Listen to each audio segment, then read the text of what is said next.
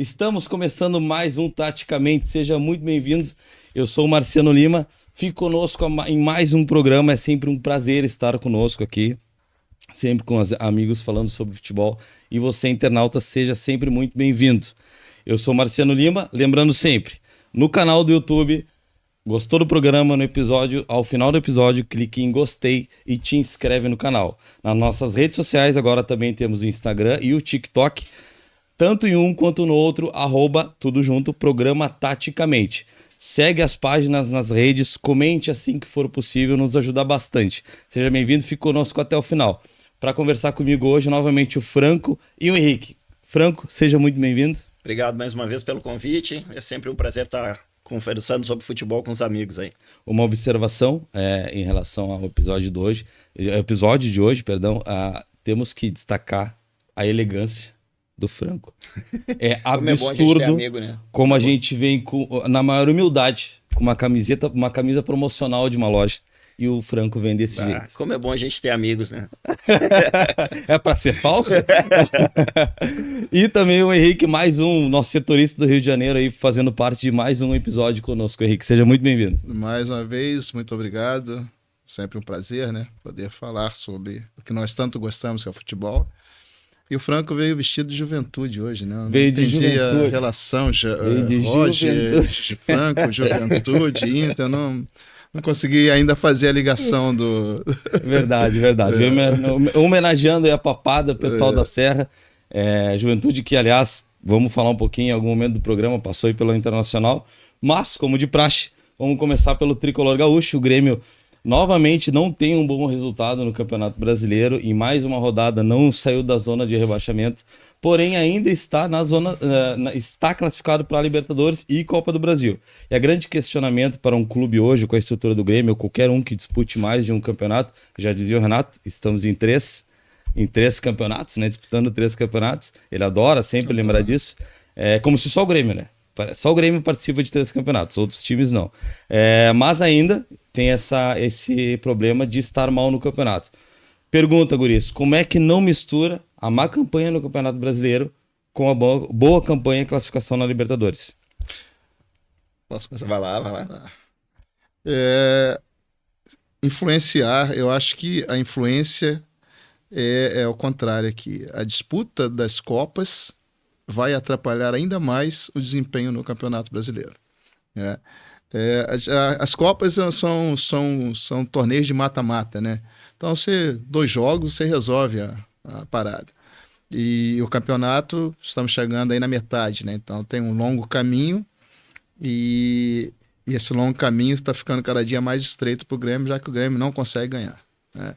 Então, eu acho que neste momento, o que vai atrapalhar o Grêmio é ele jogar os outros 2 campeonatos, né? Eu acho que quem viu o jogo na quarta-feira do Grêmio, embora na quarta-feira a gente tenha visto 2 jogos, né? Que o primeiro tempo foi um tempo muito ruim do Grêmio e o segundo tempo foi um jogo totalmente diferente, né? Poderia até ter virado aquele jogo, poderia ter empatado, poderia ter a quantidade de gols perdidos foram muitos gols perdidos, né? Mas eu acho assim, o time que está na situação do Grêmio e do Fluminense, por exemplo, né, já que ambos estão ali muito próximos um do outro e são clubes grandes, né? Os clubes que estão na situação dos 2, eles deveriam focar no Campeonato Brasileiro, que é para não cair. Não existe rebaixamento na Copa do Brasil nem na Libertadores. No Brasileiro existe. Acho que a preocupação nesse momento do Grêmio seria se livrar do rebaixamento e não se preocupar com Copa. Dá dinheiro? Copa? Dá. Mas tu vai ganhar dinheiro para jogar uma Série B, correr o risco de jogar uma Série B no próximo ano, onde o dinheiro fica curto, né? Eu acho então que ele deveria pensar mais no brasileiro e menos em Copa. Eu concordo com o Henrique. Na verdade, acaba atrapalhando mesmo, né? O desempenho do brasileiro. Ainda que tenha muitos jogos ainda pela frente, né? O Grêmio tem bastante tempo ainda para recuperar, tem jogos em atraso. Tem 3 jogos em atraso, o Grêmio. 2 jogos em atraso. Dois. Cuiabá e Atlético Mineiro. 2. Eu acho que talvez ganhe um contra o Cuiabá. que já vai dar bastante diferença, Isso aí, né? Uma partida, uma vitória do Grêmio já dá um... Ah, sim. Já dá uma modificada, assim. Ainda não sai, né? Não, o Grêmio amanhã joga às 11 contra a Vitória em Caxias, né? E mesmo ganhando, ele não sai ainda. Não. Ele fica um ponto ainda atrás do Vitória. Então tem que, para o Grêmio sair, ele tem que ganhar 2 partidas pelo menos e torcer para que Vitória, Cuiabá, um desses aí não ganhe nada. Então o Grêmio está na situação de que ele não depende mais só dele. Ele tem que ganhar e torcer contra os outros. Sabe que ontem eu tava falando com um torcedor gremista, né? E falando sobre a Libertadores, Copa do Brasil. E eu fiz o seguinte questionamento para ele. E isso serve para um exemplo, o Botafogo, se estivesse na situação, ou o próprio Inter, ou qualquer time, né? Independente de quem a pessoa torça. Será que tem como, se por exemplo assim, se chegasse na mesa do clube, tá? O clube tá na zona e tá classificado para as oitavas da Libertadores, seja qual for o clube, independente da grandeza. Se chega a Comebol lá e o brasileiro e de alguma forma chega no clube e diz assim, ó, seguinte, vamos fechar agora, tu vai cair e tu vai ganhar a Libertadores. Ou Libertadores, não vou solicitar, não vou exemplificar a Copa do Brasil, só a Libertadores. Será que dá para pensar na proposta, não? Não tem como, né? Não. É difícil, né? Porque dependendo quem cai, quem vai estar contigo na Série B, daqui a pouco tu não sobe, né? O caminho da Série B é muito íngreme, é muito complicado. Não vale. E mais, né? Tu vai ser campeão da Libertadores, vai disputar uma final com um time que é infinitamente superior, dificilmente tu vai ter êxito, né? E vai voltar pra tua realidade. E a tua realidade vai ser uma Série B longa, né? Longa, não vale. Essa troca eu não faria. Essa troca eu não faria. É bom lembrar que jogando a Série A, vamos analisar aqui para os times do Sul, vamos trabalhar em cima de Inter, Grêmio e Juventude. A viagem mais longa é Fortaleza. Se você for jogar a Série B, você vai ter Manaus. Talvez na Série B os times são mais distribuídos, né? Talvez mais na Série B tem uma representatividade maior de clubes do Brasil, né? Então tu faz umas viagens meio loucas aí, tu vai sair de Porto Alegre sem aeroporto para Manaus. Olha, tá vendo a logística do Inter para chegar no Rio pro jogo de hoje, saiu de ônibus de Porto Alegre, 4 horas de viagem até Jaguaru, né, se eu não me engano, uma cidadezinha de Santa Catarina, para pegar um voo charter pro Rio. Agora tu imagina você ter que fazer isso e para ir para Manaus. Não, é algo que não se negocia. Sem falar que financeiramente falando é um decréscimo muito grande também, né? De cota de televisão, de tudo. E tu jogar uma Série B, tu não pode diminuir o teu investimento, eu penso assim, né? O investimento que tu faz é o mesmo, a tua cabeça vai ter que ser a mesma, o teu investimento vai ser o mesmo que tu faria numa Série A. O clube grande é isso. Sob pena de tu não investir voltar. menos, não voltar. Não né? voltar, Porque você investir esse ano. O que eu me refiro é em termos a tua logística, principalmente, né? Não adianta tu querer jogar uma Série B, ficar em piores hotéis, porque tu tem um recurso menor. Não adianta tu jogar uma Série B, contratar menos. Tu tem que gastar o que tu gasta para jogar uma Série A. Né? Isso. Porque senão tu não sai. Porque daí tu vai pensar pequeno. Você vai pensar. Entendi. Você como time grande. Esse é o meu ponto de vista, né? Não, eu concordo contigo. Você como clube grande, você entra numa Série B com a obrigação de subir. Então tu não pode reduzir o orçamento de contratação. Tem que ter elenco. Nem de contratação, nem de logística. Nem de nada. Se tu iria pegar um avião para jogar num outro estado, em função de Libertadores, em função de outro... Tem que continuar pegando esse avião, fretar esse avião. Tu vai jogar contra o Avaí em Florianópolis. Tu não vai botar os caras no ônibus para sair daqui para economizar. Tu vai ter que ir de avião. Então o gasto continua a mesma coisa. Né? Então eu acho isso impensável. Acho impensável. Essa proposta não dá, né? Não, eu não sei. Eu fiquei pensando mais na coisa da história do título. Porque, por exemplo, assim, tu ganhou a Libertadores e caiu. Vamos imaginar que no ano que tu caiu e no ano seguinte tu vai jogar Série B. Então tu vai ser lembrado que, por exemplo, o torcedor rival, né? O principal adversário vai dizer, não, ganhou a Libertadores e caiu naquele ano, certo? O torcedor rival talvez vai lembrar só da queda. Vai ficar provocando isso da queda. E o ganhador da Libertadores, que mesmo que tenha caído, vai lembrar só da Libertadores. Só que eu penso na história no sentido a longo prazo. Será que daqui a 5 anos, daqui a 10 anos, a grande massa de torcedores adversários ou não, vai lembrar da queda ou vai lembrar da Libertadores? Eu digo assim pela parte histórica, tu entende? Mas é que tu já tá pensando que o clube voltou, né? Olha o risco que corre Dele dele não subir e tá lá ainda. caindo. Dentro dessa 10 anos, ele vai continuar sendo tetra da Libertadores, mas continua na Série B. Né? Entendi, tá. Né? E aí, quanto mais vai minguando minguando cada vez mais o teu orçamento, e tu já não vai conseguir equalizar isso, e daqui a pouco tu não volta, né? É uma proposta boa para debate essa que tu fez aí, né? Bem interessante. Lembrando que é só relacionado à história, que eu penso na história. Sim. O que vai ser lembrado daqui a pouco? O que vai ser... O que eu vejo, por exemplo? Fluminense, campeão carioca ano passado, campeão da Libertadores ano passado e campeão da Recopa já em 2024. Né? Hoje o Fluminense tem que fazer uma campanha de campeão para ele se livrar da Série B. O Fluminense é o pior ataque do campeonato junto com o Inter. Pior ataque do campeonato junto com o Inter. Pior defesa, né? E com 8 pontos, 8 ou 9 pontos. Acho que está com 9. Acho que ele teve um empate essa semana, acho que ele foi a 9 pontos. Né? A média a pontuação de corte, a princípio, são 43 pontos. Né? 43, 45, né? Eu tenho a impressão que cada ano a média baixa.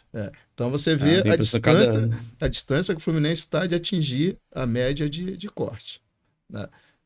O Fluminense caindo. O que vai ser lembrado? Como até hoje, a torcida dos torcedores do Rio lembram aos torcedores fluminenses que eles caíram para a Série C. Né? Verdade, Ninguém se lembra que o Fluminense, depois que ele voltou, e aí cabe aqui, com todo respeito aos meus amigos tricolores, não subiu, né? Sim. Da Série C para B ele subiu, mas ele... Só não canetasse. Né? Sim, não aquela pulou uma convite divisão, para né? João Avelange, ele, Bahia e ficar, né? Mas tudo bem, pula essa parte aí, vamos... O que ficou na história o que tem na história do Fluminense é que o Fluminense jogou a Série C. Né? Então, assim, eu acho que é um pensamento que não tem como, cara. É um risco muito grande, é mais risco do que benefício, é mais ônus do que bônus você entrar não precisamos ir longe. O Fluminense nem caiu ainda e já estão falando mais da queda, da possível queda, do que do campeonato que foi, não deu um ano ainda. Se você viu, no final da Libertadores não foi um ano. Foi em dezembro? Foi em dezembro. Então, e nem caiu ainda. E a Recopa tem 5 meses, 6 meses? Foi janeiro, fevereiro? Assim? Foi agora. Não, o exemplo que o Marciano traz é quase do Fluminense, né? Campeão ano passado, cai esse ano, quase isso. Né? É verdade, é um bom parâmetro, porque realmente vai fazer diferença na história, vai ficar a imagem da queda. A mancha Vamos dar uma olhadinha, pessoal, nós trouxemos a tabela da Libertadores para ver a próxima rodada, quem são os possíveis classificados. Vamos dar uma analisada aqui, ó. Há times brasileiros começando, com os brasileiros. Vamos lá, da esquerda para a direita. Quem tu acha que passa, Franco? Atlético Mineiro. Os brasileiros, é difícil, né? É um jogo difícil ali com o São Lourenço, mas eu acho que o Atlético Mineiro passa. Grêmio e Fluminense, que disputa, né? Coisa feia. Que disputa, né? Eu, sinceramente, não... É incógnito. É um ponto de interrogação mesmo. Será que o confronto Grêmio e Fluminense, ele é tão difícil? Eu não tô comparando agora a qualidade técnica, tá? Em nenhum momento. Eu tô falando, assim, sobre dificuldade em si. Como Botafogo e Palmeiras, mas única e exclusivamente porque assim como Botafogo e Palmeiras estão muito bem, Grêmio e Fluminense estão muito mal. Perfeito. Perfeito. É muito... É exatamente isso, né? Essa dúvida se dá basicamente por isso, né? Botafogo e Palmeiras num nível, os dois jogando bem, né? São duas incógnitas ali, Franco, que eu acho. Grêmio e Fluminense, Botafogo e Palmeiras. Aqui se você apostar, você pode acertar em cheio e pode errar muito longe. Os dois estão equilibrados. Os dois equilibrado para cima. Exatamente. O Grêmio joga a partida de volta em casa, né? Joga. Então talvez essa seja uma vantagem, né? Talvez, eu acho que, mas por incrível que pareça, eu acho que o resultado pode ser feito lá. Inclusive O Inter não fez, Deixou de fazer, né? pegando o Inclusive, gancho do essa- Inter. Eu acho que tinha passado, inclusive. Se tivesse Deixou resolvido de fazer lá, Deixou né? de fazer lá. Inclusive o Grêmio pediu ao Inter para fazer esse jogo no Beira-Rio e foi negado, né? Saiu hoje no noticiário. Pediu 2 jogos no Beira-Rio, acho que o Copa do Brasil e esse daí, se eu não me engano. E o Inter negou porque disse que quer preservar o gramado. Errado não tá. Errado, não? Talvez Tá. faltou ali um Talvez, momento de irmandade, eu não julgo, porque eu não sei qual seria se fosse ao contrário, né? Teria que. E a gente não consegue fazer uma análise mais profunda do prejuízo que traria essa sequência de jogos, né? E mesmo porque Sim. a grama foi... A gente dá uma olhada nos gramados lá de Caxias, a gente vê o péssimo estado que acaba ficando, né? E aí E fora que veio de uma enchente, ainda não a parte de baixo, claro, tá bem E a gente judiada. pensando, né, seria tipo um atenuante, né? Porque o Inter teve que replantar todo o gramado dele. Sim. O gramado dele ainda não tá naquela condição e não dá para jogar, que ele já tá 100%, ele tá bonito e tal, mas ainda não tá 100% enraizado. Então, pensando por esse ângulo aí, tu tem que atenuar, mas claro que eu não julgo porque realmente eu não sei se fosse ao contrário, se o Grêmio também cederia, né? E a informação que se tem é que o gramado do Grêmio tá bom, né? O problema é elétrico, né? Problema que os geradores não supririam essa necessidade que o Grêmio tem. Inclusive, hoje eu vi também a notícia de que eles estão já estão reprogramando para menos a data de retomada. Vai ser difícil. Mas vai ser aquilo ali é incógnito, concordo com o Franco. Vamos lá, Franco. São Paulo e Nacional. Só os brasileiros? Só os brasileiros. São Paulo e Nacional, eu acho que São Paulo vai tranquilo. Nacional veio meio que... Chegou ali, né? Chegou meio que por acaso, assim, né? Sim. Não vamos muito. Então, acho que São Paulo também tá num bom momento, né? São Paulo. E o Flamengo e Bolívar também. O problema maior é a altitude, né? E o Flamengo acabou perdendo pro Bolívar já, né? Já tem uma derrota pro Bolívar aí. Vai ser um pouquinho mais complicado. Acho que o São Paulo passa fácil. O Grêmio e Fluminense, Botafogo, Palmeiras é difícil de marcar. Eu acho que o Atlético Mineiro também, apesar de ser difícil, acho que passa o Atlético Mineiro.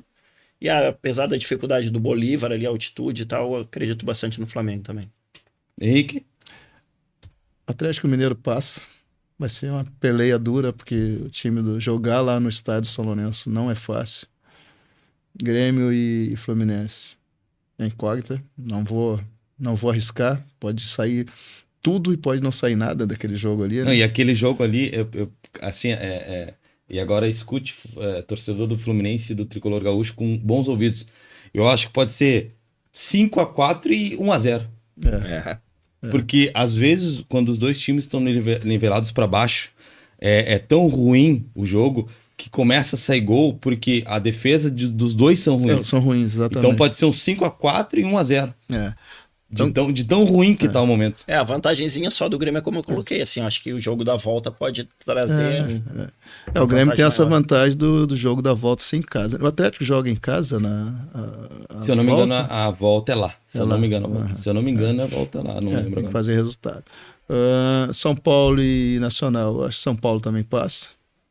Botafogo e Palmeiras, a prévia foi no meio da semana, né? Foi um dos melhores jogos do campeonato, É verdade. Né? Tanto é que os 2 goleiros foram escolhidos os melhores em campo, porque era bolada para tudo quanto era lado, né? Mas isso também é incógnita. Palmeiras tem uma leve vantagem por jogar o segundo jogo em casa, mas tem que fazer placar no Rio, né? Então, eu acredito que vai ser meio complicado.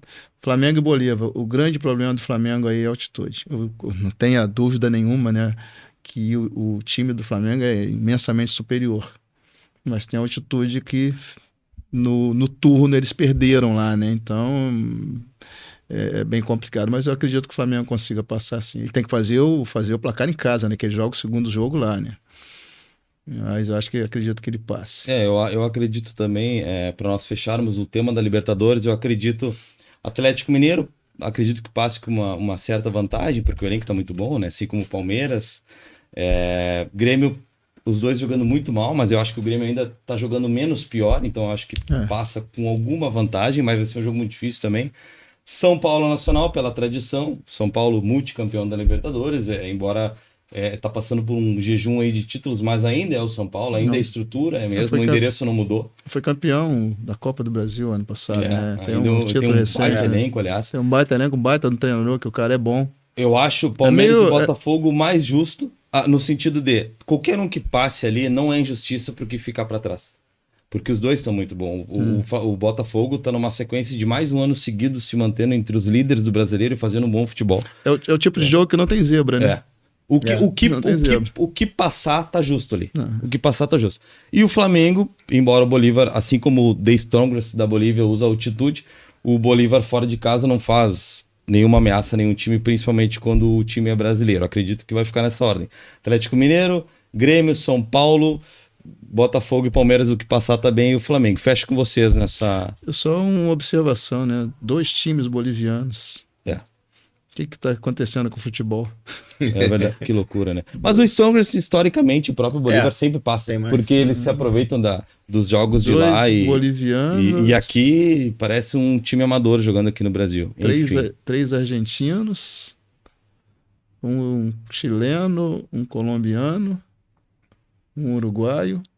E notem que as oitavas, todos os times classificados, e fora os que não estão também, é só time com... Tirando o Strongest ali, que se aproveita da altitude, é tudo time que já brilhou aí, já brilhou e brigou muito nas Copas Libertadores. 8 brasileiros.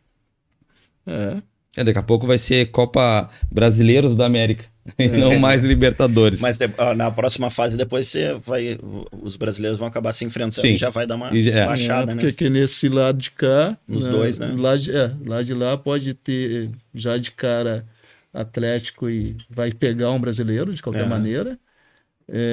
Aqui, Botafogo, Palmeiras e São Paulo vão ter que se pegar. Não, e ali vamos supor que deu o que a princípio pode acontecer, né?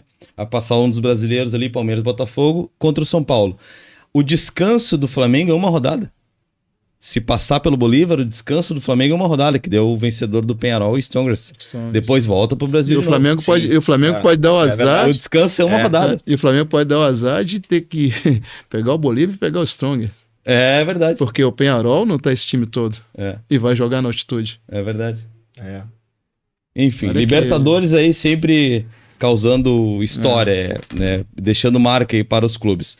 Pessoal, vamos falar um pouquinho, pulando agora, da Libertadores para o clube do Inter, né? Anunciou aí a grande contratação da semana, que foi o seu técnico Roger Machado, que vai ser assunto da próxima pauta. Mas antes nós vamos falar de um assunto muito importante do próprio Internacional, que é o elenco. E a cada eliminação sempre existe essa dúvida, esse questionamento de quem foi o culpado. Horas é o técnico, horas é a direção, horas é o próprio elenco. Isso serve para todos os clubes, na verdade, né? E afinal de contas, em relação a isso, quem é o grande culpado no Esporte Clube Internacional das eliminações? Franco, diretamente, qual a culpa do elenco do Internacional? Eu acho que passa diretamente pelo treinador, né? Ele que não conseguiu extrair o que poderia ser extraído do elenco, do time do Inter, né? Como a gente já comentou aí no programa anterior, o time do Inter tem um elenco onde tu sai um jogador, continua mantendo o mesmo nível. Durante muito tempo isso não acontecia, né? Tanto o Inter quanto o Grêmio, eles tinham um time só. Limitados. Quando perdia 1 ou 2 atletas, acabava decaindo muito, né? E isso, com o elenco que o Inter tá nesse ano, eu não vejo que isso possa acontecer. Então, eu acho que passa essencialmente pela figura do treinador, que não conseguiu extrair. Teve tempo, né? Os erros individuais e a gente pode citar alguns últimos erros individuais. Foi determinante para eliminações. Exemplo, na época do Robert Renan, quando aquele pênalti bateu de cavadinha no campeonato estadual, né? Foi bastante crucificado aí pelo torcedor. Teve uma eliminação também que o Maurício foi expulso contra o próprio Fluminense. Agora eu não lembro, mas pode ter sido. Eu não lembro agora que o Maurício teve uma expulsão importantíssima no clube, que foi dito que mudou a partida. A história do jogo. A história do jogo.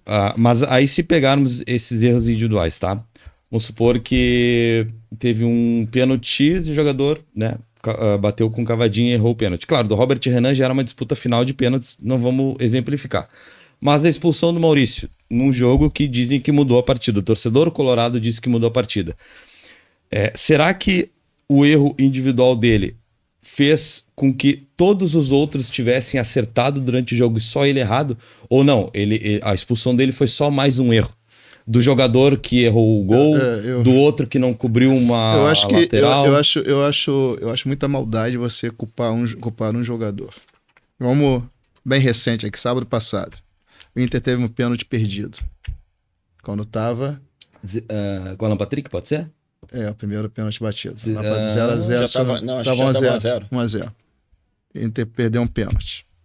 Logo depois teve o segundo pênalti que o Valência perdeu e mandou voltar. E aí ele fez. Esse primeiro pênalti perdido e o pênalti batido pelo Valência que ele conseguiu concluir, daria 2x1 para o Inter e faria com que o jogo fosse pelo menos para os pênaltis, né? Então, assim, o erro todo, isso aí atrapalhou o Inter, esse pênalti perdido atrapalhou, sim, fez falta. Tá? Mas eu não posso dizer que aquele jogador que perdeu o pênalti causou a eliminação do Inter da Copa do Brasil. Ele participou da eliminação, porque ele perdeu o pênalti. Agora, você tem que avaliar o trabalho do treinador. Eu concordo com o Franco eu vejo o seguinte, o Kudê, ele não estava conseguindo fazer uma leitura do elenco que ele tinha. Né? Ele não conseguia tirar o suficiente do elenco dele, porque ele não estava sabendo fazer. Então ele exigia coisas do elenco que eles não iam conseguir entregar. É aquela tecla que eu bato. O elenco do Inter é um elenco muito bom, mas é um elenco envelhecido. Então tu não pode querer fazer marcação alta com um elenco desse. Tu não pode botar correria, que eles não... Vê o jogo contra o Rosário Central, o Campaz, né? Campaz. Pô, o Campaz, o Campaz praticamente fez o gol, né? E ele foi um inferno na vida da defesa do Inter naquele jogo ali. Por quê? Porque o elenco é envelhecido. Então, tu não pode exigir, tu tem que ler o teu elenco e saber o que você pode... E eu acho que o Kudê, nessa passagem dele pelo Inter, ele falhou nesse requisito. Tá? Então, tudo que o Inter não fez até agora é na conta dele. Aí entra a questão, você falou de expulsão. Juventude com 1 a menos. Aquela expulsão, embora a regra determine, né? Mas um torcedor invadiu o campo e ia agredir o Valência, né? Que a direção que ele tomou era para o jogador de Juventude toma a frente, impede e é expulso. Né? O Juventude jogou um bom tempo com 1 a menos e o Inter não conseguiu fazer nada em cima disso. E acabou depois no final o Vitão indo fazendo aquela besteira e sendo expulso também. Foi o Vitão, né? Foi. Sendo expulso também. Então, o fim é o resultado de todo o trabalho ou de todo o mau trabalho feito. Eu acho que o trabalho do Kudê foi ruim e não podia terminar de outra forma. O elenco, quando aconteceram esses lances aí de erros individuais, né? Eu acho que foi muito sacrificante para os jogadores que erraram levar toda a culpa. Sim, 100%. claro. Né? E isso... Deixa eu só... Uma coisa... Aí vamos... Uma coisa assim... Você, precisando fazer um gol, você meteu uma cavadinha. Né? O cara não é louco, Abreu. Sabia fazer isso. Situação. Naquele jogo do Gaúcho, que o Roque já não perdeu o pênalti. Aquilo ali foi total responsabilidade. Tá. Né? Isso é uma coisa. Outra coisa é a batida de pênalti do sábado, o goleiro pegar. Bateu mal? Não, o goleiro foi bem. E antes da expulsão do Maurício, nesse caso específico aí, o Inter não vinha amassando, né? Sim. Não vinha a vantagem de um a mais não estava ajudando em muita coisa. Né? Não estava. E uma coisa que eu percebo, e vocês podem me corrigir, eu tenho a impressão que a cobrança é diferente para cada um no Inter. Especificamente no Inter, por exemplo, o Alan Patrick errou pênalti, certo? O Valência errou pênalti e foi muito crucificado. Sim. E o Valência, por exemplo, teve pênalti que o Valência bateu e que bateu com uma certa displicência, mas fez o gol. Ele não foi cobrado como outro jogador do elenco do Inter que bateu com a mesma displicência e também fez gol, por exemplo. É qualquer um, seja qual for.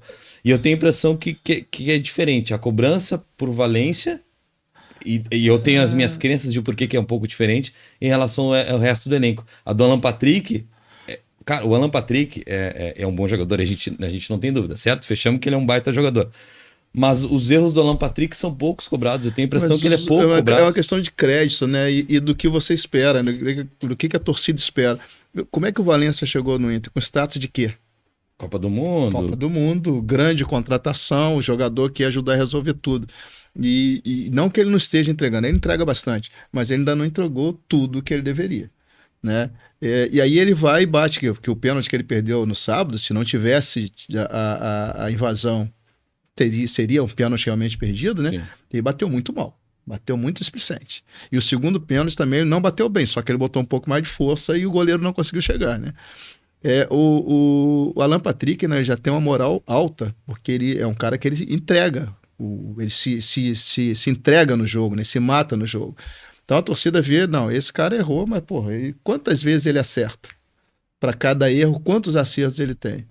Então eu acho que isso aí é que o torcedor faz um parâmetro para cobrar ou não. Tem muito disso no futebol, né? Aquele jogador que tu já olha para isso aí não quer nada. E aquele que não, o cara errou, mas o cara tentou de todas as formas acertar. Eu acho que a cobrança em cima do Valencia é exatamente isso, né? Foi na expectativa que foi criada em relação ao atleta. Eu acho que é nesse sentido, talvez, que a cobrança seja um pouco mais se pegaram nas últimas... deixa eu ver, o Gauchão...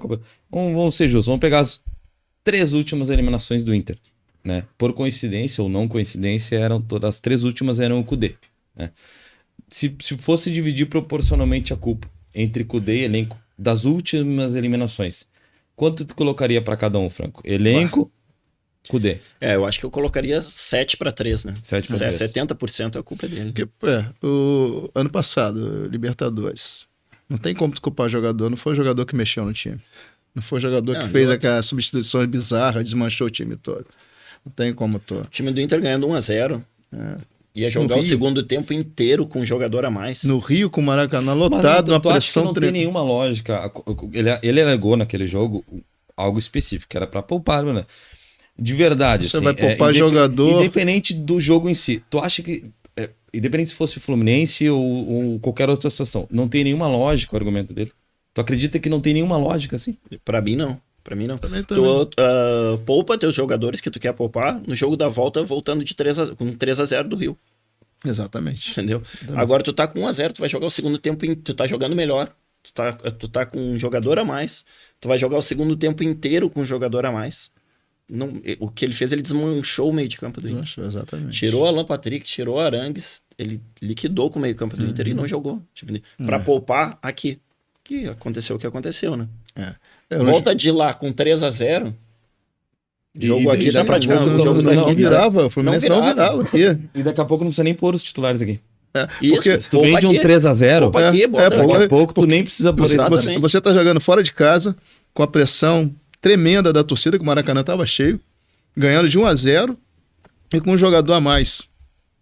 Que poupança é essa? O time do Fluminense tinha que partir para cima. Era você manter o time como estava e vão marcar, vão fazer para cá.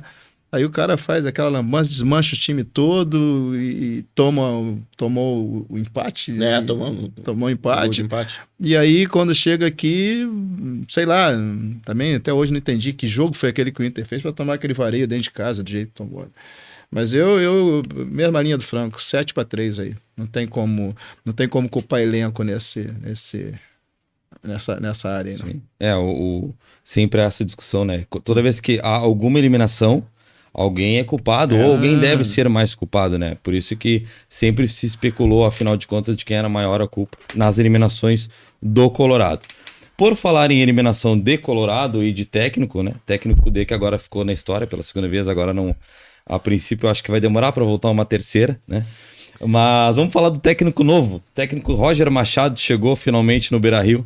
Agora ele vai decidir aí os jogadores que estão presentes no elenco. Afinal de contas, Roger veio salvar o Inter? Eu não diria salvar, porque o Inter não está numa situação que necessite de salvamento, né? Ele está com 4 jogos a menos, 19 pontos.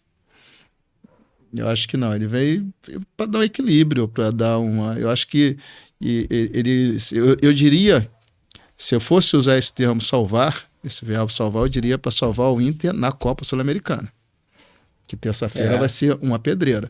Agora, no Campeonato Brasileiro, eu não vejo risco pro Inter, não. Acho que com 4 jogos a menos, com 19 pontos, ele tá no bom caminho. Se ele souber trabalhar o elenco aí, não salvar não. Ele vem... ele conseguindo extrair, né? É. O que os jogadores têm, o que o Kudê não conseguiu extrair, eu acho que o Inter tá tranquilo, tá numa situação tranquila, assim. Em termos de salvamento, seria esse mesmo, né?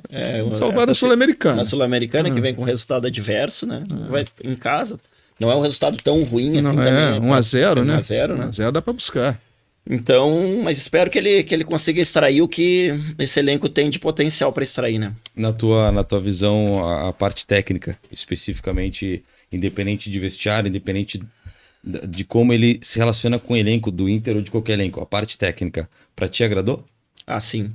É que eu acho que qualquer coisa ia agregar mais que o Kudê, né? A gente deu bastante tempo para ele, né? Para ele trabalhar, para ele conseguir Disso ele não pode reclamar. Não tem como ele reclamar. Não pode reclamar de falta de tempo e não pode reclamar por falta de paciência da torcida, Também. paciência da diretoria, isso aí não pode reclamar. Eu acho que sim, tem uma expectativa boa do Roger aí. Tomara que ele consiga fazer essa engrenagem andar, né? Não, e se alinharmos conhecimento técnico do Roger com o elenco que o Inter tem, que é um elenco muito qualificado, né? Eu acho que o Roger vai longe, tem tudo para ir longe. Tomara, né? Roger, A vamos ver. expectativa é boa, a expectativa Os colorados, né? Pelo menos uma boa parte tiveram uma impressão positiva aí da contratação A do torcida do Roger. Juventude não ficou muito satisfeita, não, porque os comentários são terríveis. Pessoal Mas é impressionante, né? O Juventude troca de técnico quando ele tá num bom momento, né? As duas vezes, né? Foi com o Carpini. Foi com o Carpini, que E agora com o bem, Roger. agora com o Roger. Tá E num bom agora momento. veio o Jair, né? Ventura. Que livrou ele do rebaixamento, foi. né? É verdade. Já passou também pelo... Passou. É verdade. E em relação ao Roger, eu li uma manchete hoje, eu não me aprofundei, não verifiquei se é fato, que ele teria já pedido para afastar o Bustos, se eu não me engano, que tem proposta de fora, né? Então, acho que é o Bustos, acho que foi o Bustos. Estão falando O Alário, Estão falando do Vitão. Com uma proposta Mas de o Alário fora. também. Mas eu vi agora, eu não sei, eu não lembro se foi. Se eu não me engano, o Alário já teve até o valor. Bustos. Acho que foi o Bustos, não foi o Vitão, não. Acho que foi o Bustos que ele porque o cara tá com a cabeça na proposta, né? Foi o que eu entendi, né? Não verifiquei se é verdade, tá, pessoal? Então, tá? Aqui, ó, eu vi, mas não chequei, tá? Não chequei, não me xinguem. Tomara que não seja isso daí, né? Mas... eu acho que o Roger também vai ter um bom trabalho no Colorado. E ele conseguiu fazer bons trabalhos por onde ele passou, né? Pegou... eu acho que o trabalho que foi foi mais ruim dele foi no Fluminense, exatamente no Fluminense. Acho que foi no Fluminense que teve. teve. Porque no E Palmeiras... que na verdade não foi ruim, muito péssimo, né? Não. Ele nunca foi mal na Não, carreira. Ele ainda não foi mal. o Roger. No Bahia, eu acho que ele foi Bahia foi bicampeão, bem, né? Bahia Acho que ele foi foi bem. bicampeão baiano. Foi muito Cara, bem no Bahia. próprio Novo Hamburgo. Ele não fez um campeonato exatamente. ruim. No próprio Novo Hamburgo. Com as peças que ele tinha. É uma coisa que a gente tem que avaliar muito isso, né, cara? O E cara o que fez que tu um tem na mão, né? O cara fez um campeonato muito bom com o Novo Hamburgo. Com o Novo Hamburgo. É. Aquilo que você falou, né? O treinador falar, eu classifiquei o Grêmio para Libertadores. Porra, mas eu quero ver você classificar o Novo Hamburgo. Que eu digo que não é mérito, né? A Grêmio Inter para Libertadores, pra mim não é mérito. É a estrutura dos dois, né? E no Atlético Mineiro ele foi campeão mineiro também. Foi campeão mineiro. E depois Palmeiras. Que ele também, com um elenco bom e tal.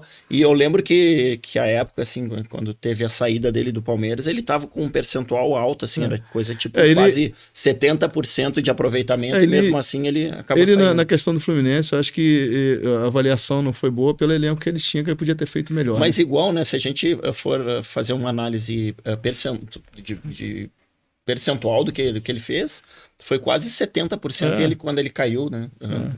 Não, foi uma coisa... Ele nunca foi mal desejado. Não teve. Sempre foi bem, enfim. Vamos sair um pouquinho do Rio Grande do Sul, pessoal. Vamos lá para Rio de Janeiro, vai lá para Copacabana City. Vamos falar um pouquinho dos clubes do Rio, começando ali pelo Fluminense, dando uma passada no Botafogo. O Fluminense agora, essa semana, rescindiu o contrato num comum acordo lá com o Douglas Costa, atacante do Fluminense, e gerou mais dúvidas sobre jogadores que, assim como o Douglas Costa, né, não tem tido um bom desempenho aí depois que saiu a primeira vez do Brasil. O Douglas Costa, acabou esse jogador? Ele é novo, né? É uma pena esse menino, né? Acho que tem 31, 32 anos. Acho que não, acho que vai depender dele, né? Qualidade ele tem, a gente olha os atletas que tem nos outros clubes aí estão jogando, são titulares, e ele tecnicamente é muito superior, né? Acho que precisa dele, né? Ele tem que querer, né? Sabe, o Douglas Costa me lembra um tipo de jogador, e vocês vão entender o contexto, que é o jogador que aprendeu que para ganhar dinheiro não precisa jogar bola. É. Eu lembro de dois jogadores que são uma linha muito parecida em relação a ele, que é o Alexandre Pato, né, que quando saiu do Inter, ali no primeiro ano do Milan, jogava bola e associava jogar muito futebol para ganhar muito dinheiro. E o Anderson, que passou pelo Inter e pelo Grêmio, e mais recentemente o herói Arthur, da Batalha dos Aflitos. o Arthur Volante. São jogadores que, quando eles aprenderam que para ganhar muito dinheiro não precisa jogar bola, eu tenho a impressão que aconteceu isso aí. Foram passando de clube em clube, né? Mas tem que ter rendimento. Douglas Costa é mais do mesmo, né, cara? Quantas vezes o Douglas Costa casou quando ele estava no Grêmio? É um cara que era casamento nas Bahamas, casamento nas Maldivas, casamento em tudo quanto era canto, ele foi casar, né? Aliás, abraço amor, JM. Né? Tá nas Maldivas? Tá nas Maldivas? Foi 3 casamentos no final de semana. Foi casar nas Maldivas dessa vez. Já casou em Gramado. Ô, JM. Queremos você aqui. Eu acho que ele se tornou um cara descompromissado. Né? Desde a passagem dele pelo Grêmio, ele se tornou um cara descompromissado. O Douglas Costa, ele ganhou muito dinheiro do Grêmio, assim como o Anderson ganhou muito dinheiro do Inter, sem fazer nada. Né? Por isso que eu acho que depende só dele, né? Eu acho então, que não ele é novo ainda. Bola ele tem. Mas ele tem que querer usar, né? Tem que querer jogar, né? Então, assim, é um desperdício de dinheiro. Mas agora eu fiquei vendo ali, eu fiquei curioso com aquele Mundial do Fluminense. Eu vou ter que pesquisar para ver de onde saiu esse Mundial aí. Atenção, torcedor do Fluminense. Deixe nos comentários qual foi o Mundial que o Fluminense ganhou. Então, a Libertadores, ano passado. Mundial, 4 brasileiros, tá tudo correto.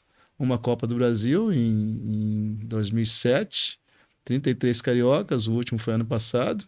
3 Rio São Paulo. Mas o Mundial ali eu realmente fiquei curioso. Mas tu sabe até as datas do Fluminense. Tem certeza que tu é botafoguense? Vamos focar. Tem certeza que você é flamenguista? Tem certeza que você é Vasco? Que tu é Vasco? Vamos focar no Mundial. Vamos focar no Mundial. Você é daqueles que é do Rio, então? Eu sou Rio, não interessa se é Vasco, Botafogo. Sabe até o ano do título do Fluminense? Não, mas 2007, porque foi aquele da bandeirinha e tal, me lembro bem desse. Ficou marcado. Aí, viu?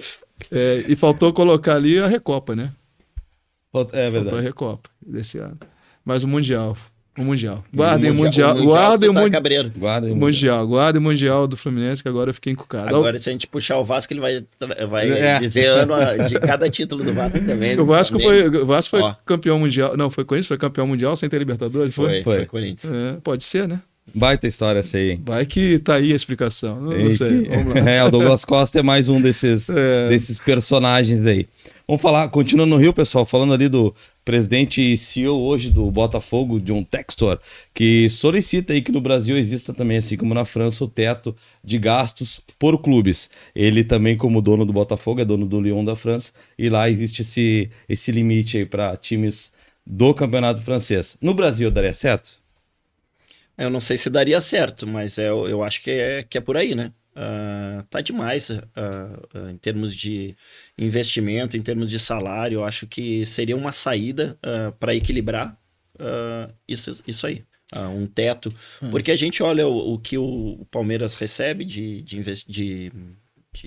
dinheiro para investir, o que o Flamengo recebe para investir. Isso vai acabar trazendo uma desproporcionalidade, né? Desnivela muito. E assim como acontece na Espanha, daqui a pouco fica só nos dois, é só Barcelona e Real. Esse exemplo o Textor deu uma entrevista essa semana e ele exemplificou o Bahia. Uhum. Ele, por incrível que pareça, o exemplo em cima do Bahia foi dele. É por causa do grupo que é porque o dono ele disse Bahia, isso, né? ele disse, daqui a pouco o Bahia vai ganhar todos os brasileiros. Ele nem nem citou o Flamengo e o Palmeiras. Eu penso o seguinte, esse falando de fair play, né, financeiro, né, isso nunca existiu, né? A verdade é que não existiu. A questão salarial, né? Eu acho que fica meio... atravessaria meio o que prevê o livre mercado, né? Então você vai estabelecer que o teto máximo para um jogador de futebol é tanto. Não que eu concorde com a dinheirama que eles ganham, né? Mas eu acho que deveria haver um controle, uma limitação, como tem na Inglaterra, por exemplo, de gastos dos clubes. E aí poderia influenciar no salário a ser pago. Porque o que tem acontecido no Brasil? Quantos clubes tradicionais estão aí praticamente quebrados porque não tem dinheiro e não conseguem, não tem e não conseguem dinheiro para conseguir investir. Vou citar um exemplo lá da minha terra, o América. O América, que é um time que todo mundo conhecia, um time que está lá lutando para subir para a Série A do Campeonato Carioca. Acredito que não vai subir, já que ele, nas últimas rodadas, andou muito mal, né? Tava bem, começou a andar tinha mal. Um amigo meu que era treinador de goleiros lá, né? E tava... acho que agora o América tá em sexto, né? Tá em sexto, eles são 4 para disputar e só sobe um, né? E ele quem tá na frente tá Maricá, tá sei lá quem, e o América, as primeiras rodadas ele passou no... Então, nesse sentido de investimento, acho que deveria haver um limite para o clube para não quebrar. Para não quebrar. Né? A Inglaterra parece que funciona desse jeito. Você tem não pode ultrapassar tantos % da sua receita. Né? Algo assim parecido. Um clube que está passando por isso é a Portuguesa. Portuguesa. Também. Portuguesa. Anos jogou na Série A, um clube... Paraná Clube. Chegou à final da Copa do Brasil contra o Grêmio, do Campeonato Brasileiro. Claro. Campeonato 96. Campeonato 96. Ó, vê o risco de tu cair para uma Série B e não conseguir te recompor mais. Então aquela troca de uma Libertadores para a Série B. Tá aí uma justificativa a mais, né? Não tem como, né? Daqui a pouco não vê mais a luz do fim do túnel. Nessa daí... por que não negociar? Nessa daí eu acho que nesse sentido de você limitar o gasto para não quebrar as finanças do clube, eu acho que deveria ter um controle maior assim, né? Mas a limitação do salário eu acho bem complicado, né? Porque aí ninguém vai querer vir, né? A verdade é essa. O cara joga na Espanha, joga na Europa. Tu vai oferecer, que o máximo que eu posso pagar é 1.500.000. O cara não vem. Mas aí vem a importância do trabalho de formação também, né? Sim, exatamente. Aí você, aí tem o contraponto, né? Claro. Você obriga o clube a formar. Você obriga o clube a criar os próprios recursos em matéria de jogadores, né? Para ser justo? Mas... Não, tu limitando salarialmente falando, né? Tu limitando salários, vai acontecer isso que o Henrique está falando, né? Tu não vai conseguir trazer jogadores porque o salário que não convence, não atrai, tu te obriga, e aí a importância de tu formar cada vez mais, né? Te obriga aí tu ajuda a base, né? A olhar para baixo, né? Exatamente. Faz sentido. E o que acontece? Esses clubes, assim, eu cito o Flamengo, Palmeiras, Corinthians, que são de televisionamento, o clube mais importante, recebe um recurso muito maior. Talvez o Textor, voltando, ele tenha citado o Bahia porque ele está levando em consideração o recurso vindo que o grupo traz. Grupo Street traz, né? Que é muita grana. Não que a televisão te ele não talvez nesse sentido ele tenha comentado sobre o Bahia, né? Até porque eu acho que são coisas distintas e, por incrível que pareça, uma coisa não se mistura na outra, no sentido de que talvez a cota televisiva do Bahia ainda é baixa. Claro, com certeza. E daí não adianta ter uma cota baixa de investimento de... Porque a cota... Não adianta. Sim, claro. A cota de televisão é algo muito... Eu considero assim, muito injusta, né? Porque, por exemplo, eu me lembro que o Palmeiras foi campeão brasileiro em 2018, né? 2018. O Flamengo foi vice, se eu não me engano. E a proprietária dos direitos de transmissão do Campeonato Brasileiro, ela queria pagar menos para o Palmeiras, que era campeão, do que para o Flamengo. E teve uma briga do Palmeiras não aceitando. Eu lembro. Não aceitou, por que não? Como é que eu vou ganhar menos do que se eu fui campeão? Não, assim, a cota é muito injusta. Claro que o que a emissora de televisão leva em conta é qual é o alcance. O alcance que eu vou ter com a torcida do Flamengo é muito superior ao que eu vou ter com a torcida do Bahia. Obviamente que eles vão pensar nisso, financeiramente é isso. Eles olham como um negócio, olham não como estão negócio, errados, né? Não estão errados. Mas eu acredito que ele falou mais, isso aí que o Franco falou, ele falou mais pensando no investimento que o Grupo City pode fazer no Bahia do que nessa questão de cota. Ele nem levou em conta a cota de televisão e nada, não. Mas eu acho que ele pensou mais na parte externa do que eu acho que o meu pensamento é isso. Tem que ter um controle sobre o clube não gastar mais do que ele arrecada. Ele tem um equilíbrio para não quebrar. A gente vê clubes tradicionais, né, do Brasil inteiro, né? Se eu for falar de Rio de Janeiro, a América, Olaria, São Cristóvão, que formou o Ronaldinho, que o Campo Grande, que foi campeão brasileiro da Série C. E você não vê esses clubes participar nem de campeonato carioca mais. Mas sabe uma coisa que poderia acontecer também, e talvez desse uma brecada nisso, assim, é tu responsabilizar o gestor, né? O presidente. Sim, isso não existe, né? Não tem. O atual passa a dívida pro próximo, se vira. Então, se tu responsabilizando o gestor, o presidente do clube, eu acho que essas quedas iam diminuir bastante, assim, né? Só voltando aqui para o Rio Grande do Sul, Lajadense foi vice-campeão gaúcho, se eu não me engano, em 93, 92, 93. Não lembro. Não me lembro se ele foi vice-campeão. Eu sei que ele chegou bem nas finalezas ali, contra a Inter, contra a Grêmio. Hoje está lá penando na Série B e não consegue voltar de jeito nenhum.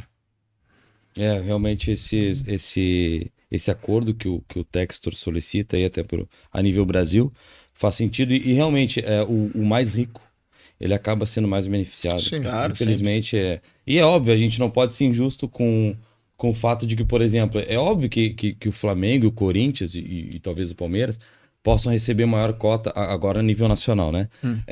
De clubes em relação aos, por exemplo, o Atlético Goianiense, o Cuiabá. Porque é bem provável que a nação prefere ver o jogo do Flamengo do que o do Cuiabá. Então, talvez não é injusto, né? Dizer que os clubes com maior expressão são mais vistos, né? Mas é óbvio, aí a CBF tem que decidir se tem algum sentido esse teto de gastos para o clube. Essa sugestão que ele propôs, né? Que não é das piores, né? Isso é uma boa ideia para o momento atual dos clubes, né? Por falar em seleção, pessoal, vamos falar um pouquinho agora da seleção brasileira. Tá muito recente, né, a eliminatória aí da Sul-Americana e o Brasil não ganhou. A Argentina foi campeã mais uma vez e a seleção, sempre que há convocação, existe muito questionamento em relação a isso, né? E o programa trouxe um senso de justiça para tentarmos avaliar aí o que é mais justo para uma convocação brasileira. Eu vou citar para vocês, guris, quatro critérios, certo? Vocês podem dar a opinião de vocês sim, mas depois eu quero que vocês deem opinião em relação a isso, tá? Para uma convocação mais adequada da seleção brasileira, atual ou daqui a 10 anos, tá? Nas 4 características, independente da ordem, certo? Qualidade técnica, momento, títulos ou time que joga. Qual a maneira mais justa ou menos injusta ou mais assertiva de escolher a seleção brasileira, independente se seja agora ou daqui a anos? Para mim, nesses 4 pontos que tu coloca, o mais importante é o atual momento, né? Independente onde ele esteja. Porque a confiança do atleta está lá em cima, se o momento dele é bom, se está fedendo a gol, como a gente fala, né? A chance de dar certo aumenta. Então, nesses 4 aspectos que tu coloca, eu acho que o mais importante para mim é o atual momento, independente onde ele esteja, independente do clube que ele está jogando, independente da liga que ele está jogando. Se a gente vai pensar nesse aspecto, o Messi está jogando na Liga Americana, né? E foi lá, 10 do time, campeão mais uma vez. Então, ainda que... E lá tá performando bastante, né? Claro que a gente vai levar em consideração o nível do futebol americano, mas ele continua performando e o momento dele lá é bom. Então, por isso, ele tá na seleção também, né? Então, para mim, o aspecto mais relevante é o momento que o atleta tá.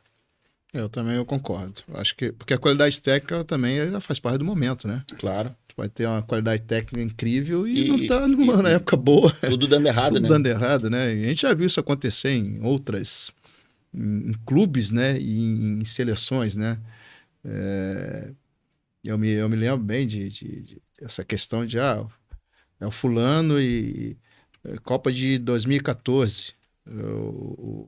O Júlio César estava jogando num time da série não sei o que lá do Canadá, né? E o Jefferson estava fechando o gol aqui no Brasil, arrebentando, e o titular era o Júlio César. Por quê? Por causa do nome que ele tinha, porque ele tinha a qualidade técnica, mas a qualidade técnica dele estava sendo testada onde? Né? E mesmo porque ele já vinha da Copa de 2010, que eu não achei grandes coisas, né? Eu vi no 82, Valdir Pérez, não era um mau goleiro, mas o Valdir Pérez ele falhava muito. E você tinha Carlos e tinha o Paulo Sérgio, que eram excelentes goleiros em momentos excelentes da carreira, e o Valdir Pérez era o titular. Você viu o Fred em 2014, né? de atacante. Tá? Então, assim, a qualidade técnica, claro que ela influencia, mas se o cara não tiver no momento, não vai resolver de nada ele ser um cara altamente técnico, né? Então, para mim, o momento do jogador, e isso está faltando muito na seleção brasileira. Eu acho que estão vendo muito nome e pouco brilho, né? Então, vamos ver. Quem é que está jogando realmente agora? É fulano, então você fica de fora. Né? Acho que tá faltando. E os nomes que têm aparecido também são bastante desconhecidos, né? A gente não consegue nem fazer essa avaliação se realmente ele está num bom momento que ele tá, né? Exatamente. Tu vê caras ali que, pô, joga onde? Quem é esse cara que foi convocado? Sem referência, né? A gente não sabe. Não sabe. A gente não sabe escalar a seleção brasileira, né? Esse cara joga bem mesmo? Não sabe. Antigamente sabia, né? Não, pô, o cara tá arrebentando no time tal. Mas hoje em dia tu não sabe. Joga onde? Joga no, sei lá, na Albânia, não sei o que. E uma coisa engraçada, assim, que eu tenho visto quando tem alguma entrevista com um ex-atleta e bem, todos, é quase uma unanimidade, assim, não assiste o jogo da seleção. Né? A gente tá perdendo, nós estamos perdendo. Eu, Franco, eu vou falar por mim. Eu não sou atleta, tá?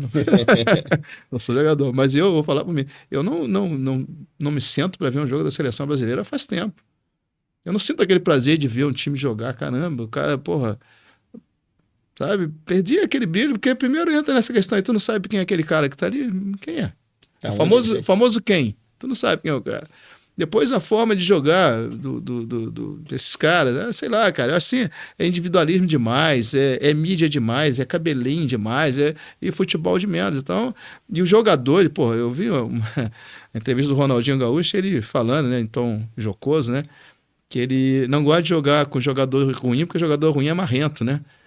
Então, além de ruim, é marrento, né? Ele gosta de jogar porque o jogador bom, ele é gente boa, é tranquilo. Ele né? é um dos ex-atletas que diz que não assistiu a seleção, né? Ele não tem esse falou, não dá. Meu amigo, cara, fala, pô, cara, eu fui lá, ajudei a dar o Penta pro Brasil.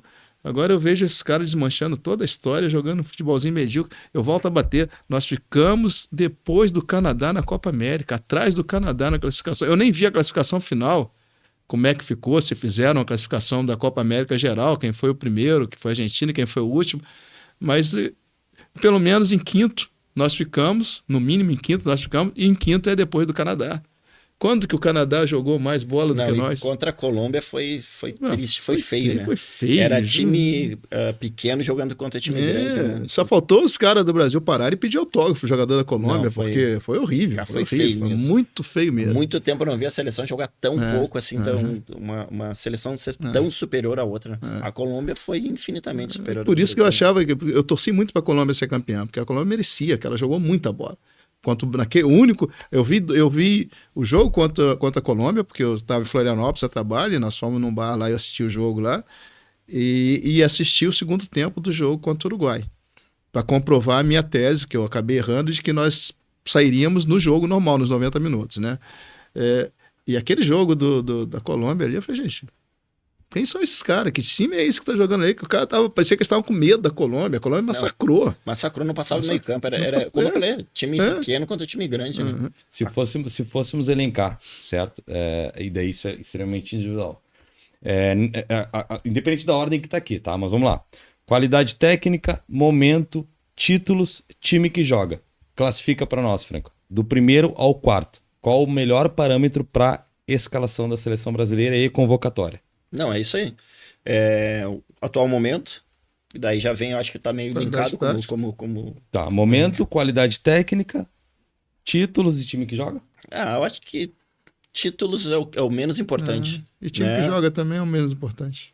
Eu acho que mas dentro dessa escala, eu acho que ainda o time que joga tá na frente, né? Porque daqui a pouco tu não ganhou nada ainda, porque tu é jovem, porque tu tá começando a tua carreira e não ganhou nada. Mas a gente pode pegar... O jogador da Inglaterra, Harry Kane. Um baita jogadora, mas... eu seguiria na linha do Franco, mas eu vou dar minhas explicações. Momento, claro, sempre momento. Qualidade técnica. Time que ele está jogando. Por que time que ele está jogando? Qual tipo de campeonato que ele joga? Né? Qual a dificuldade do campeonato que ele está jogando? É muito fácil tu trazer um jogador que está para a seleção que está jogando o campeonato de, sei lá, Kosovo. Né? E título para mim não entra nem na conta, porque título é uma faixa que tu ganhou e ali acabou o torneio ali, já não... Então seria momento, qualidade técnica e o time que está jogando, e por último, já que tem que colocar, os títulos. Agora nós falamos aí, né, de títulos, e eu citei o Harry Kane da Inglaterra. Se formos pensar, brincando aqui numa conta rápida, títulos, eu poderia pôr o Harry Kane, né, que não ganhou nada, mas é um jogador espetacular da seleção da Inglaterra. Time que joga, o Messi joga no Miami, mas tá na Argentina desde sempre, nunca deixou de ir para a Argentina. Qualidade técnica, o Vinícius Júnior está numa qualidade hoje, talvez, eu acho que ele tem pouco para melhorar, porque ele já está muito bem na parte técnica e não ganhou a Copa por último agora, né, nessa disputa da Copa América. E momento, tem jogadores, por exemplo, Ronaldo Fenômeno, não estava num bom momento quando ganhou a Copa do Mundo em 2002, mas foi para a Copa. Ele estava há 2 anos, tinha se lesionado e tinha feito naquele ano 6 partidas. E foi pra Copa e com o Filipão muito. E jogou muito. Então dá pra elencar... Mas a gente tá falando de extra classe, né? Pô, o Fenômeno... É que nem o Neymar, né? O Neymar tá machucado o tempo inteiro, vai tá recuperado, vai voltar. O Fenômeno com aquele joelho solto, se ele continuar jogando, não ia alcançar ele. A prateleira, né? Outra gaveta. Eu vou mas mas tá certo. Aproveitando esse momento de elencarmos, né, os motivos, eu vou deixar aqui pro internauta votar também para a convocação do Brasil, né, convocação da seleção brasileira, qual seria o parâmetro mais adequado. Nessa ordem, vocês comentem aqui embaixo em relação à qualidade técnica, momento, títulos e time que joga. Deixe sua opinião, muito importante para a gente poder continuar sempre esse debate da seleção brasileira. Não se esqueça, ponha na ordem para que a gente possa saber a sua opinião, o que você acha mais adequado para a seleção brasileira e a seleção do mundo inteiro, não precisa ser necessariamente só a seleção brasileira. Meninos, chegamos ao fim de mais um programa, mais uma vez aí falando de assuntos bem importantes. Quero agradecer de novo, Franco, a tua presença, que veio numa elegância absurda. Eu tô, de certa forma, revoltado, porque eu tô me sentindo de qualquer jeito. O próximo programa tu pede para fazer uma chamada de vídeo antes de vir, para você saber o que... Não, próxima vez eu vou... Exatamente, não. Próxima vez eu vou ter que vir de blazer terno, porque tá desproporcional, né? Parece o apresentador do SBT contra o da ESPN. Mas, enfim, obrigado de novo. Obrigado, salvando aí o programa mais uma vez. Tua opinião, bom, eu não preciso nem te dizer, né, que a tua opinião é muito boa para nós. Obrigado de novo pela presença. Obrigado pelo convite mais uma vez, Marciano, e é sempre bom estar com os amigos aí. Cara, brigadão. Henriquezinho, nosso setorista do Rio aí, sempre representando os principais times do Rio de Janeiro. Obrigado de novo pela presença e espero que a gente possa aí ter muitos programas. Querem deixar algum recado? Primeiro agradecer, né, que mais essa chance de estar aqui, né, de poder falar sobre futebol. Franco, grande conhecedor, né? Bom conversar, falar sobre isso com o Franco e contigo, obviamente. Recado? A gente ia falar sobre racismo, né? Pulamos esse tema. Pulamos essa pauta. Não deu tempo de novo. Esse é o problema do programa quando é bom. Eu só deixar minha postura, né, claro, em relação a isso. Eu sou contrário a qualquer tipo de preconceito, né? E eu acho que são poucas as punições, principalmente no meio do futebol, né? Que eu me recorde. São leves ainda, São né? leves. A mais pesada foi a eliminação do Grêmio, naquele episódio da Copa do Brasil contra o Santos, né? Então, qualquer tipo de preconceito, raça, cor, religião, orientação sexual, eu sou radicalmente contra. Cada um tem sua vida. Não é porque a pessoa é afrodescendente que ela é melhor ou que ela é pior do que... Então, a minha mensagem... O recado é esse, né? É esse. somos todos seres humanos e temos que nos respeitar, porque o mundo já está ruim e a gente consegue fazer o mundo ficar pior ainda com esse tipo de atitude. A nossa parte é tentar ser o mais humano possível. Pessoal, obrigado aí por mais um dia conosco. A presença foi muito importante de vocês, internautas. Semana que vem estaremos de volta com mais assuntos relacionados à dupla Grenal e times do âmbito nacional e internacional. Brigadão, não se esquece, te inscreve no canal, clica em gostei, vai nos ajudar muito. Até a próxima, tchau!